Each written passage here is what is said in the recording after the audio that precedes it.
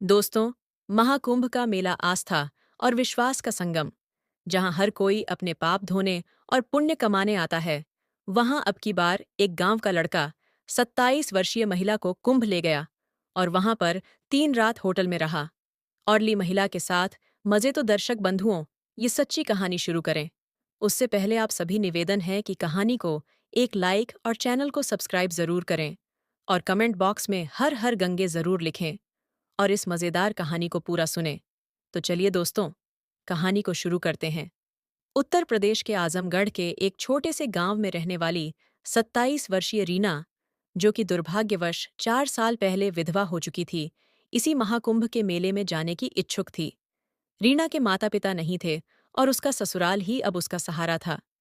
घर में केवल सास और ससुर थे, जो उससे कोई विशेष लगाव नहीं रखते थे, परंतु उन्होंने उसे मेले में जाने की अनुमति दे दी। गांव में कोहराम मचा था। हर गली मोहल्ले से समूह बन बनकर लोग प्रयागराज के महाकुंभ मेले के लिए निकल रहे थे।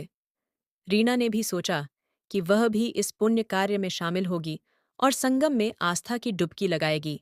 उसने गांव की कुछ महिलाओं से अनुरोध किया कि वे उसे अपने साथ ले चले, परंतु समाज का कटु सत्य एक बार फिर उसके सामने आ खड़ा हुआ। उन महिलाओं ने उसे अपने साथ ले जाने से मना कर दिया। मन में अंधविश्वास घर कर गया था कि कहीं रीना की बदनसीबी उनके साथ न चिपक जाए। हम तो वर्षों बाद यह मौका पा रहे हैं, तुम जैसी मनहूस को साथ लेकर क्यों अपने पुण्य को बर्बाद करें। यह शब्द रीना के मन को चीर गए। उसकी आंखों में आंसू आ गए, पर उसने हार नहीं मानी। जब वह घर पहुंची तो उसका चेहरा उदासी से भरा हुआ था। उसकी सास ने पूछा, क्या हुआ बहू, तुम उदास क्यों हो? रीना ने अपनी सास को सारी बात बताई। सास ने निसंकोच कहा, तू परेशान मत हो, तुझे कोई और ले जाएगा। गांव का एक युवक मंगल, जो रीना पर कई दिनों से नजरें गड़ाए हुए था, इस स्थिति का फायदा उठाने के फिराक में था। मंगल की उम्र लगभग 30 साल थी और वह स्वभाव से चालाक और धूर्त था। उसने इस मौके का लाभ उठाने की योजना बनाई। अगले ही दिन वह रीना के घर गया और सास ससुर के पैर छूकर बोला, मैं भी महाकुंभ मेले में जा रहा हूं, आपका आशीर्वाद चाहिए। सास ने पूछा, अच्छा, तो तुम किन किन लोगों के साथ जा रहे हो? मंगल ने कुछ गांव वालों के नाम गिनाए और यह दिखाने की कोशिश की कि वह एक बड़ा धार्मिक कार्य करने जा रहा है। फिर सास ने प्रस्ताव रखा, अगर तुम इतने ही अच्छे लड़के हो तो हमारी रीना को भी अपने साथ ले जाओ, यही तो मंगल चाहता था। उसने तुरंत हामी भर दी और कहा, जी माता जी, मैं इसे पूरी सुरक्षा के साथ ले जाऊंगा और सही सलामत वापस छोड़ दूंगा। रीना को लगा कि अब उसका सपना पूरा हो जाएगा। वह भी महाकुंभ की पवित्रता को महसूस कर सकेगी। अगले दिन मंगल रीना को अपने साथ लेकर निकल पड़ा। रास्ते में मंगल ने रीना से बहाना बनाकर कहा कि वे कुछ देर में उन्हें मेले में मिलेंगे। जब वे बस स्टैंड पहुंचे तो रीना ने बाकी लोगों के बारे में पूछा, क्योंकि उसने सुना था कि और भी लोग उनके साथ यात्रा कर रहे हैं। मंगल ने टालते हुए कहा कि वे आगे वाले स्टैंड पर मिल जाएंगे। वह आश्वस्त हो गई और बस में बैठ गई। जैसे ही बस चल पड़ी, उसने फिर से पूछा, तो मंगल ने जवाब दिया कि बाकी लोग दूसरी बस में बैठ गए हैं, क्योंकि वे ज्यादा देर इंतजार नहीं कर सकते थे। रीना को यह सुनकर थोड़ा अजीब लगा, लेकिन मंगल ने उसे दिलासा दिया कि रास्ते में मिल ही जाएंगे। बस में बैठने के बाद रीना को असहजता महसूस होने लगी। मंगल उसके बगल में बैठा था और धीरे धीरे उसके करीब आने की कोशिश कर रहा था। कभी बस के झटके के बहाने तो कभी संयोग से वह रीना के पैरों को अपने पैरों से छूने लगा। रीना मन ही मन घबराने लगी, लेकिन कुछ कह नहीं पाई। जब टिकट कलेक्टर आया तो उसने पैसे निकालने की कोशिश की, लेकिन मंगल ने रोकते हुए कहा, अरे क्या कर रही हो, अपना पैसा अपने पास रखो, आगे जाकर जरूरत पड़ेगी। रीना को यह व्यवहार थोड़ा अजीब लगा, लेकिन वह चुप रही और पैसे वापस रख लिए। बस में बाकी यात्री या तो सो रहे थे या अपने अपने ख्यालों में थे। मंगल धीरे धीरे बातों में रीना को उलझाने लगा। उसने कहा, तुम बहुत अच्छी हो, रीना बहुत खूबसूरत भी हो, तुम्हारी आंखें बहुत गहरी हैं, जैसे कोई कहानी कह रही हो। रीना को यह सुनकर अजीब लगा, लेकिन वह बस हल्के से मुस्कुराई। मंगल आगे बोला, तुम बहुत दुखी रहती हो ना, तुम्हारा पति नहीं रहा और तुम्हें अकेले ही सब कुछ सहना पड़ रहा है। मैं समझ सकता हूँ, मैं तुम्हारी मदद करना चाहता हूँ। रीना के मन में हलचल होने लगी। सच में 4 साल हो गए थे। उसके पति को मरे हुए। जब उसका पति एक सड़क दुर्घटना में मारा गया था, तब उसकी दुनिया उजड़ गई थी। ससुराल वालों ने थोड़े समय तक साथ दिया, लेकिन धीरे-धीरे उन्हें भी उसकी चिंता कम हो गई। कोई नहीं था जो सच में उसकी तकलीफ समझे। मंगल की बातें उसे कहीं न कहीं सुकून देने लगीं। बस अपने रास्ते पर बढ़ रही थी, लेकिन रीना अब असहज हो रही थी। मंगल का कंधा कभी-कभी उससे सट जाता, और जब बस झटके खाती, तो वह जानबूझकर उस पर झुक जाता। वह कहता, संभल कर बैठो, कहीं गिर मत जाओ, और फिर बहाने से रीना के हाथ को पकड़ लेता। रीना समझ तो रही थी कि मंगल जो कर रहा है, वह संयोग नहीं, बल्कि जानबूझकर किया जा रहा है। लेकिन वह असमंजस में थी कि इस स्थिति से कैसे निपटे। रात के करीब 3 बज रहे थे। बाहर घना अंधेरा था, और बस एक सुनसान जगह पर रुकी ड्राइवर ने घोषणा की कि आगे जाम लगा हुआ है, इसलिए कुछ समय तक बस नहीं चल सकेगी। मंगल ने रीना को हिलाकर जगाया। उठो रीना, आगे रास्ता बंद है। शायद कुछ देर पैदल चलना पड़े। रीना आधी नींद में थी। उसका सिर मंगल के कंधे पर टिका हुआ था। वह तुरंत हड़बड़ाकर उठी और इधर-उधर देखने लगी। बाहर का माहौल अजीब था। चंद स्ट्रीट लाइटें जल रही थीं, लेकिन ज्यादातर अंधेरा ही था। मंगल ने धीरे से कहा, डरो मत, मैं हूं ना तुम्हारे साथ। रीना ने मंगल की ओर देखा, लेकिन कुछ कह नहीं पाई। उसने महसूस किया कि अब वह पूरी तरह मंगल पर निर्भर हो चुकी थी, और यही बात उसे सबसे ज्यादा डरा रही थी। रीना और मंगल दोनों ही इस समय एक अजनबी शहर में थे। रात के 3 बज चुके थे, और चारों ओर सन्नाटा पसरा था। ठंडी हवा सड़कों को वीरान बना रही थी। रीना परेशान थी। उसने मंगल की तरफ देखा, जो सड़क किनारे बने होटलों को ध्यान से देख रहा था। अब इतनी रात को कहाँ जाएंगे? मंगल धीरे से कहा। रीना को भी समझ नहीं आ रहा था कि इस वक्त क्या करना चाहिए। इतनी रात को सड़क पर घूमना खतरे से खाली नहीं था। मंगल ने फैसला किया कि वे किसी होटल में रात बिताएंगे। वह एक होटल के बाहर रुका और रिसेप्शन पर जाकर कमरे का किराया पूछा।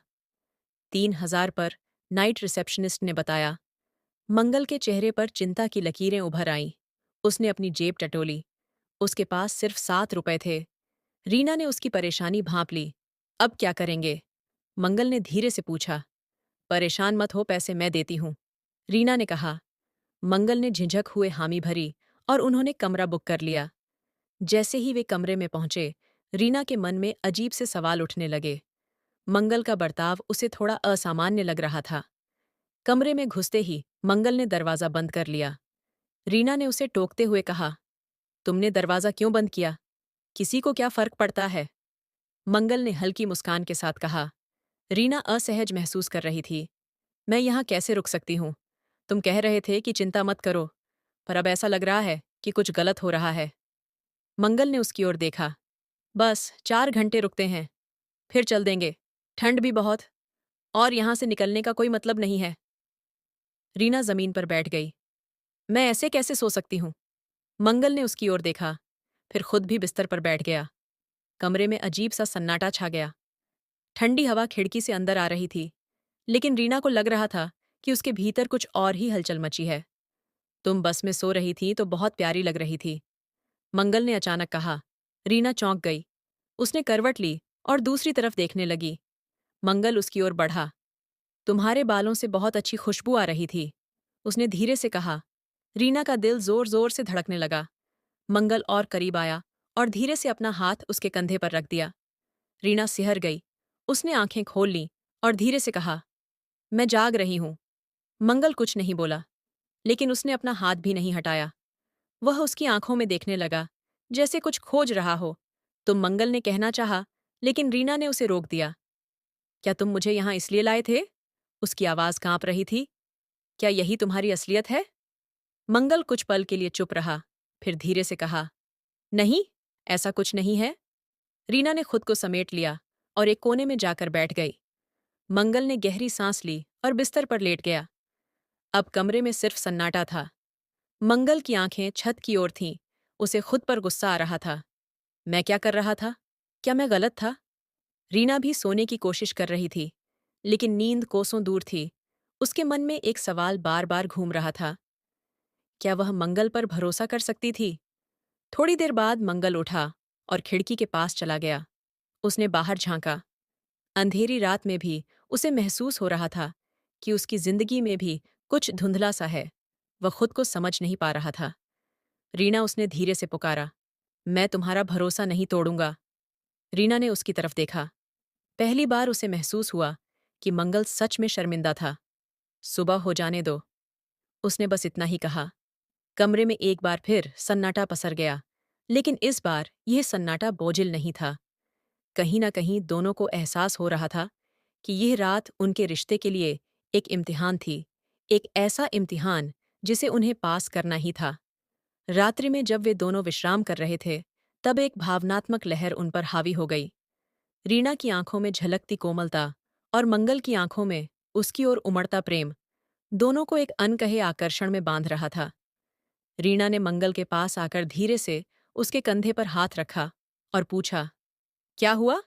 नाराज हो गए क्या? मंगल, जो पहले ही रीना के मोह में बंध चुका था, मुस्कुराया और उसे अपनी बाहों में भर लिया।